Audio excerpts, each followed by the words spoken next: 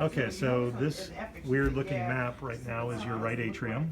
Up here you can see the area of the heart where the superior vena cava comes in. That's the vein that drains blood from your head, and down here is the inferior vena cava that drains blood from the legs and the lower body.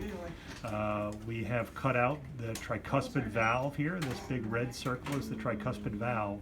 This is the valve that brings blood from the right atrium into the right ventricle.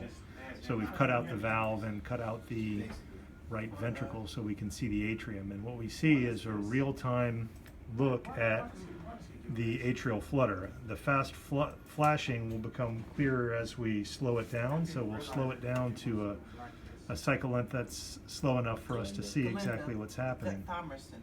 So you can see here that there is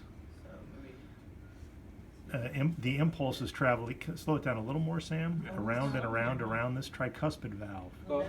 So that's the circuit that the atrial flutter is using to go around and around. And so it's the race cars on a racetrack where the impulses are traveling in a circle and causing the atrial flutter.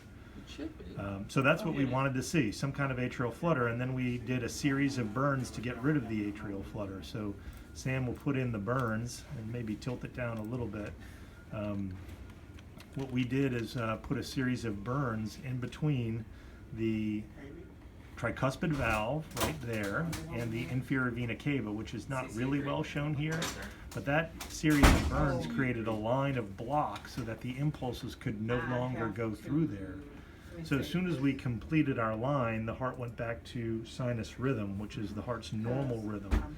So as soon as our line was completed, the atrial flutter went away, and we'll show you that map that we put together. You want to put that in motion?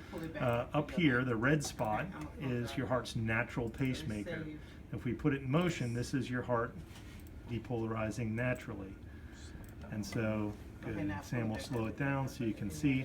Now the impulses begin in the red spot, which is your heart's natural pacemaker, and they flow through the atrium, and that's a normal heartbeat, and that's where you were at the end of the procedure.